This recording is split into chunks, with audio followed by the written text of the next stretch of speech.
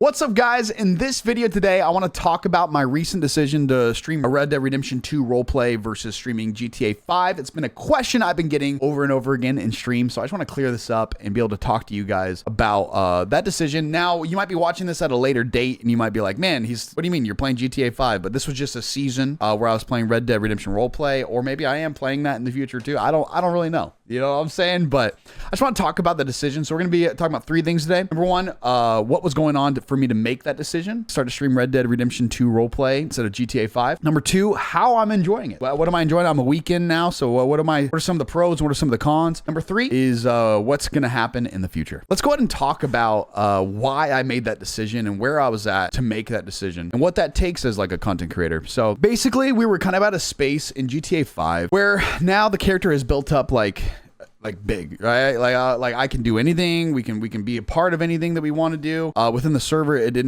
kind of felt like we had kind of reached that spot where it's like, okay, where do we get to now? Honestly, we didn't really have that much money because we don't really like to play like super rich characters and stuff like that. But we were getting to a spot where, you know, we've tried everything. I think there was one thing in particular that we tried recently. If you guys have been a part of it, we had done like a whole like drug empire. We had built up this thing with multiple sellers and like people watching over these sellers and people cooking the stuff and all that kind of stuff. And it was a little bit frustrating, to be completely honest with you guys, because we had built this whole thing up, got it all like, you know, like built and really built so that it could be investigated. Like we really thought about that, like thought about the other side of it. We wanted the police to be able to investigate it, start to pick apart at it and discover it. And then maybe we get in trouble. It's a whole storyline. We actually thought through that, you know, outside of the server. I had been like notified that, you know, or like somebody had told me like months ago, I guess now, I didn't know about this at the time, but months ago, somebody had like snitched on the operation and nobody really even like investigated it. Like it was completely snitched on. Like the whole process was snitched on. Everything, all that kind of stuff was snitched on, and it never wasn't really investigated. We never got like raided. We never got like pulled in for questioning. Like nothing like that happened. And it was like, I don't know. It was just kind of a bummer, man. You know, like it was kind of a bummer to see like we're trying to role play these big like storylines out. For us, it wasn't about selling the drugs to get the money to do this. It was about like starting an empire, building it up to a point where it can just be like torn down. And that's the whole storyline. You know, that's kind of how we think about these things. To me, it was just a little bit, it was concerning, you know, like, man, like, is it really just about the mechanics at this point? You know, like, is it really just about, okay, I guess we just get sell and maybe we get caught. We don't get questioned at all and then go to jail. And like, I guess got to try to make money. Is that really the goal? You know, like, and so for me, it's always been about stories with roleplay. I think that's what's most interesting to the viewers. I think that's what's most interesting to me, to the other players that I'm RPing with. That's really what it's about, you know. And in that moment when I learned about that, it kind of really felt like the other side, maybe like the police or maybe some of the other role players that we were encountering weren't valuing the same thing in a weird way. And so that was kind of like one little piece of it that was a little bit frustrating. To be completely honest with you, it started to kind of like unravel for me a little bit. It started feeling like, full disclosure, this could just be me. Like it could be my fault, my lack of creativity or whatever that is. But it just felt like it wasn't as much storyline anymore, and it was more mechanics than over anything. And whenever it feels like that and I start to not see that future in it, that's where I start to like, okay, it might be time to just like switch it up, even if for a little bit. You know? And so I was looking at some different things, and as you guys can see, I'm starting to put segments into my stream where I'm doing a variety of stuff. You know, I'm trying to take the viewer on a journey, but I understand that requires a lot of trust from a streamer to viewer. It requires like the viewer to be like, okay, I trust that Nick is going to bring entertaining stuff no matter what he plays or like what he takes me into. But also that requires me on my side to like plan things that are going to be actually good. You know, and I'll hit that mark sometimes and I'll miss that mark sometimes, but hopefully it's more success than failure. And so I started looking at Red Dead 2. I thought Red Dead 2 was good as a role play side of things, but it also can be a little bit clicky in certain servers and can be like kind of cringe in some servers where people don't even like really role play for storyline. They just like stand around in one city and it's basically VR chat, but in Red Dead 2, you know? So I was hoping to find something that was good And we applied for a server. We started trying out. We applied for a high stakes RP. I didn't even really try it out, actually.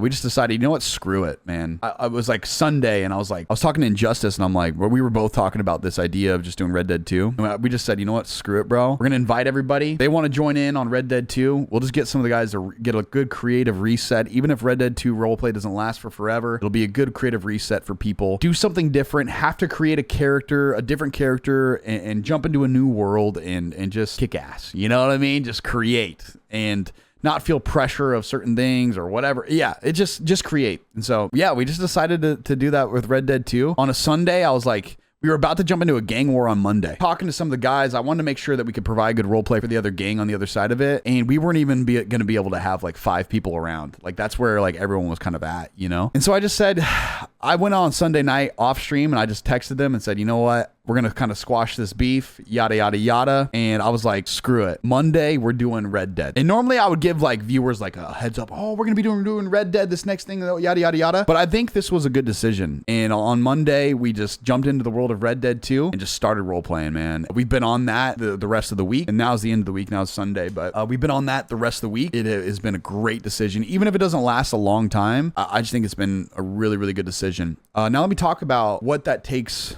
like as a content creator, because some of you guys might be wondering, like, is that scary? As a content creator, like choosing to do something different might not be your normal thing. Like, are you scared that you oh my God, what if your viewers don't watch it? Like, what if you fall off? What if your viewers don't watch it? What if you don't get more subs? Or what if this and that? To be completely honest with you, when I make decisions for my stream, nearly never includes the number of viewers that will follow it, the number of subs that I will get, or the number of this, and that. It very rarely includes that. The reason being is that the moment I start allowing that to drive my decisions is the moment that owns me, and that becomes the biggest win, not what I'm creating. Say I was thinking like that. Oh man, well, what if the viewers don't follow me over to like something else? I would literally never make a decision to leave certain things and try something else. I want to be a streamer personally who takes my audience on a journey. I want my audience, you guys, to come on a journey with me to discover different things, and hopefully I can make things interesting that you didn't expect to be interesting before. You know, I think that is like something that would bring me a lot of joy to show my audience like new things. And so for me, yeah, you know, part of it, you think about it, you go, man, it's a little scary. Like, what if like, oh my God, I can't, you know, continue streaming, and like it goes down so much that it's like, oh my God, you know, I just personally, like, I've just tried not to make decisions based on that. And so with this switch, a lot of people have been really enjoying Red Dead. A lot of people have been really enjoying the role play and been watching still. That's a cool, like, I guess, secondary benefit of feeling like I'm actually creating again. So that's kind of where like the decision was at for GTA 5 versus Red Dead 2. That might change. Like, it might not be a long era of us playing Red Dead 2. We might jump back to GTA 5 and go back into that world and stuff. But we needed,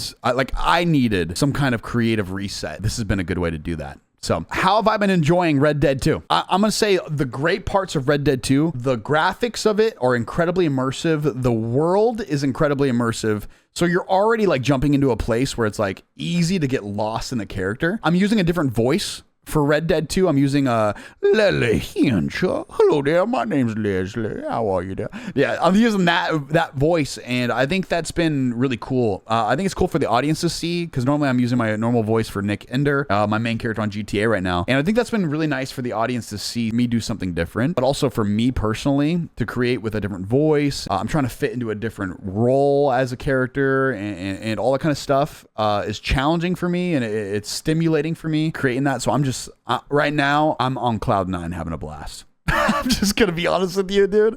I am on cloud 9 having an absolute blast with Red Dead. I would say those are the best things, man. It's just a world that you can just dive into and be fully immersed and create in. At least the pros right now, the pros outweigh the cons. In a very heavy way. Now I'm only a week in, so we'll see what this next week provides for us. How I'm enjoying it, I'm loving it. A lot of the viewers are loving it. I think we're gonna remember this like little era of stream, however long it lasts, for a long time. So I'm happy with it.